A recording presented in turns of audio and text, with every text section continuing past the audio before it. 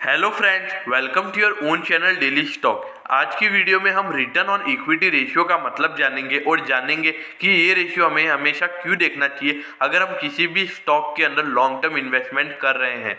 तो चलिए दोस्तों, अब हम वीडियो को शुरू करते हैं। वीडियो को शुरू करने से पहले एक बार आपको याद दिला दूं कि अगर अभी तक आपने हमारे चैनल को सब्सक्राइब नहीं किया है तो आप हमारे चैनल को जरूर सब्सक्राइब कर दीजिएगा। तो हम सबसे पहले रिटर्न ऑन इक्विटी के अंदर रिटर्न ऑन इक्विटी का मतलब जानते हैं। रिटर्न ऑन इक्विटी क्या कहते हैं कि फाइनेंशियल परफॉर्मेंस का मेजर होता है, जिसको कि हम कंपनी की जो नेट इनकम होती है, नेट इनकम का मतलब जिसके अंदर इंटरेस्ट और टैक्स भी इंक्लूड रहते हैं, और जो ग्रॉस प्रॉफिट होता है उसके अंदर इंटरेस्ट और टैक्स इंक्लूड नहीं रहते हैं। और उसको क्या कहते हैं कि जो कंपनी के शेयर होल्डर्स की इक्विटी यानी कि जो कंपनी के ओनर्स का पैसा होता है और जो कंपनी की नेट इनकम होती है उसके बीच का रेशियो।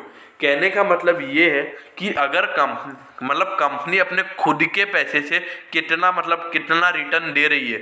मतलब सपोज कंपनी ने 1 करोड़ का क्या कहते हैं कि कंपनी के ओनर्स का 1 करोड़ का पैसा है और कंपनी ने 50 लाख रुपए का डेट ले रखा है, तो अपने को ये पता करना है कि कंपनी 1 करोड़ के ऊपर कितना रिटर्न निकाल रही है। तो इसके ऊपर सपोज कंपनी की नेट इनकम हो गई, सपोज कंपनी की नेट इनकम है 10 लाख रुपए, तो 10 लाख रुपए और 1 करोड़, तो कंपनी का कितना हो गया रिटर्न ऑन इक्विटी 10% हो गया, है ना। अगर आप इसी कंडीशन में अगर आप आरओसी देखोगे तो वो कितना निकल के आएगा, क्योंकि कंपनी की इनकम कितनी होगी, कंपनी की क्या कहते हैं कि टोटल जो आरओसी का वीडियो मैंने आपके कल ही डाला था, तो आप उसको जाके देख सकते हो।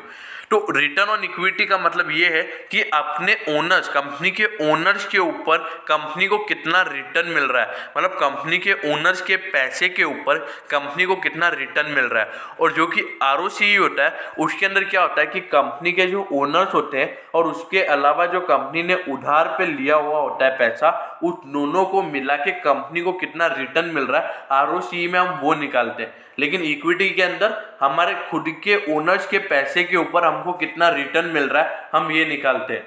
तो इससे क्या होता है, अगर हमको ये पता पड़ जाता है कि हमारे खुद के पैसे के ऊपर अगर हमें 10-15% का रिटर्न मिल रहा है, तो कंपनी इस केस में क्या करती है कि कंपनी अपने डेट को कम करना शुरू करती है, क्योंकि कंपनी को ये पता पड़ जाता है कि उसके शेयर होल्डर्स को कंपनी पे ट्रस्ट है। तो कंपनी क्या कहते हैं कि अगर इक्विटी से अगर पैसा मंगाती है तो भी उसे पैसा मिल जाएगा, और क्या कहते हैं कि अगर वो लोन लेती है तो उसके ऊपर उसको इंटरेस्ट भी देना पड़ेगा। और कंपनी अगर अपने खुद के पैसे से अच्छा रिटर्न मिल पा रही है तो वो दूसरों से पैसे क्यों ले, वो अपनों से ही पैसे लेके कंपनी को चलाएगी। इसलिए मेन रिटर्न ऑन इक्विटी को देखा जाता है। और अगर return on equity continuously basis पे अच्छा बढ़ रहा है तो वो भी एक अच्छी बात है, क्योंकि कंपनी के ओनर्स के पैसे के ऊपर कंपनी को अच्छा खासा रिटर्न मिल रहा है। और अगर रिटर्न ऑन इक्विटी कंटिन्यूसली बढ़ता है तो आरओसी भी कंटिन्यूसली बढ़ता हुआ दिख सकता है, क्योंकि आरओसी के अंदर आरओसी का क्या कहते हैं कि दोनों मिला के आरओसी के अंदर शेयर होल्डर फंड भी होता है और क्या कहते हैं अपने वो भी होता है, लॉन्ग टर्म लोन्स भी होते हैं। इसके अंदर मतलब जो कंपनी के एसेट्स होते हैं उसको हम क्या कहते हैं उससे माइनस कर देते हैं। जो कंपनी की सारी लाइबिलिटीज होती है उसको हम माइनस कर देते हैं, तो उसके बाद क्या निकलता है, शेयर होल्डर फंड। अब हम इसके बारे में आगे और चर्चा करते हैं। अब मैं आपको ये बताता हूँ कि इसको आप कैसे कैलकुलेट कर सकते हो। इसका रिटर्न ऑन इक्विटी का जो फॉर्मूला होता है वो होता है net income divided by average share holder fund. Net income यानी कि उसके अंदर कंपनी के इंटरेस्ट और टैक्सेस भी इंक्लूड रहते हैं, और जबकि अपने क्या कहते हैं कि जो आरओसी होता है उसके अंदर अपन ईबीआईटी लेते हैं, मतलब earning before interest and tax. उसके अंदर हम इंटरेस्ट और टैक्स नहीं लेते हैं, इसके अंदर नेट इनकम जिसमें इंटरेस्ट और टैक्स दोनों इंक्लूड होता है। और अगर हम एवरेज शेयर होल्डर फंड की बात करें, मतलब मैंने अभी आपको बताया कि कंपनी के ओनर्स का पैसा, जो कंपनी के ओनर्स ने अपनी कंपनी के अंदर जितना पैसा डाला हुआ है वो उसको कहते हैं हम एवरेज शेयर होल्डर फंड। इसका हम रेशियो निकालते हैं तो हमारे पास रिटर्न ऑन इक्विटी निकल जाता है। और ये जो वैल्यू है ये नंबर्स में आएगा, लेकिन अगर आपको इसको परसेंटेज फॉर्म में चाहिए तो आप इसको मल्टीप्लाई बाय 100 कर सकते हो, तो आपकी ये वैल्यू परसेंटेज फॉर्म में निकल जाएगी। तो यहाँ पे मैं एक एग्जाम्पल लेके आया हूँ, कोई भी कंपनी का नाम नहीं लिखा हूँ, एक फॉर्मल एग्जाम्पल लेके आया हूँ। आप देख सकते हैं कि कंपनी ए जो है उसका 5,000 का नेट इनकम है और उसके ओनर्स का पैसा है 20,000 रुपये। ये डॉलर है तो मैं आपको रुपीज़ में बोल रहा हूँ, आपको अच्छे से समझ में इसलिए। और अगर कंपनी बी की बात करें तो वो भी 5000 है, लेकिन उसकी शेयर होल्डर इक्विटी कितनी है, 12,000 रुपये। तो आप देख सकते हो कि पहली कंपनी का निकला है 25% और दूसरी कंपनी का निकला 41%।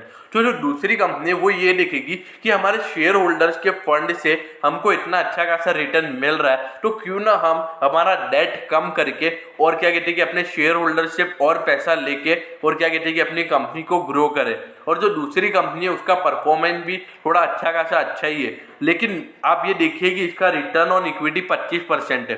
तो ये क्या इंडिकेट कर रहा है कि जो कंपनी है इसका लोन थोड़ा ज़्यादा होगा और जो दूसरी कंपनी है उसका लोन भी थोड़ा ज़्यादा ही होगा, क्योंकि ये 25% और 41% एकदम बहुत ज़्यादा माना जाता है। अब मैं आपको ये बताता हूँ कि रिटर्न ऑन इक्विटी कितना होना चाहिए। तो जो रिटर्न ऑन इक्विटी है वो क्या कहते हैं कि गुड और बैड क्या कहते हैं कि उसके कंपनी के पीयर्स के ऊपर डिपेंड करता है। मतलब कंपनी के जो कॉम्पिटिटर्स हैं वो स्टॉक में कैसा परफॉर्म कर रहे हैं, वो कैसा परफॉर्म कर रहे हैं उसके ऊपर डिपेंड रहता है कि रिटर्न ऑन इक्विटी कैसा होना चाहिए। लेकिन जो रिटर्न ऑन इक्विटी रहता है वो कम से कम मार्केट में जो फिक्स डिपॉजिट डेट फंड की जो रेट रहती है, और मतलब जो भी हाईएस्ट टू हाईएस्ट जो इंटरेस्ट रेट रहती है उससे अगर ज़्यादा आपको रिटर्न मिलना चाहिए। मतलब सपोज अगर किसी लोन की रेट भी मार्केट में हाईएस्ट टू हाईएस्ट 15% चल रही है तो रिटर्न ऑन इक्विटी भी 15% से ज़्यादा होना चाहिए। और अगर रिटर्न ऑन इक्विटी 15% से ज़्यादा होता है तो क्या कहते हैं कि सिमिलरली जो स्टॉक है जिसके अंदर आप इन्वेस्ट कर रहे हो, अगर वो 15% से ज़्यादा का रिटर्न ऑन इक्विटी दे रहा है तो सीधी सी बात है कि उस स्टॉक पे आपको 20% से ज़्यादा के रिटर्न मिलेंगे। रिटर्न ऑन इक्विटी का मतलब ये नहीं होता है कि अगर आपने सपोज कोई भी शेयर 1000 रुपये का ले लिया तो रिटर्न ऑन इक्विटी 10% है, तो क्या कहते हैं कि जो मतलब 1100 रुपये आपको मिल गया, मतलब उस शेयर का रेट 1100 हो गया तो रिटर्न ऑन इक्विटी आपका 10% हो गया। रिटर्न ऑन इक्विटी का मतलब ये नहीं होता है। रिटर्न ऑन इक्विटी का मतलब ये होता है कि कंपनी अपने खुद के पैसे से कितना पैसा कमा रही है। तो आप इसमें कंफ्यूज मत होइएगा। तो जो रिटर्न ऑन इक्विटी है वो लगभग कम से कम 15% से ज़्यादा होना चाहिए, क्योंकि हाईएस्ट टू हाईएस्ट मार्केट में कोई लोन रेट भी हो गया, कोई सेविंग डिपॉजिट रेट भी हो गया, रिकरिंग डिपॉजिट रेट हो गया, वो हाईएस्ट 15% रहता है।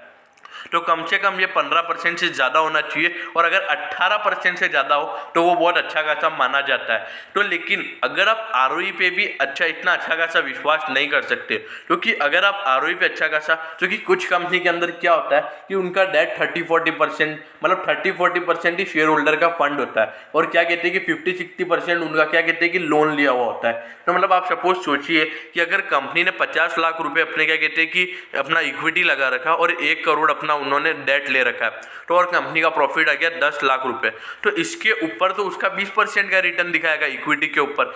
अगर आप ओवरऑल आरओसी देखोगे तो वो 10%, वो अराउंड 7-8% दिखाएगा, लेकिन आप इसमें आरओई देखोगे तो वो 20% दिखाएगा। तो इस केस में आपको ये भी देखना चाहिए कि कंपनी का जो डेट इक्विटी रेशियो है वो स्टेबल कंडीशन में है या नहीं। अगर वो स्टेबल कंडीशन में होगा तो ही आप आरओई पे ट्रस्ट कीजिए, लेकिन अगर कंपनी ने लोन ज़्यादा ले रखा है एज कम्पेयर टू इक्विटी तो आपको उस केस में कंपनी का आरओई देखना भी नहीं चाहिए। ओके, तो अगर आपको आरओई का मतलब अच्छे से समझ में आ गया हो, और अगर आप इसको हमेशा अप्लाई करोगे, और अगर आपको वीडियो अच्छी लगी हो तो आप वीडियो को लाइक और शेयर जरूर कर दीजिएगा।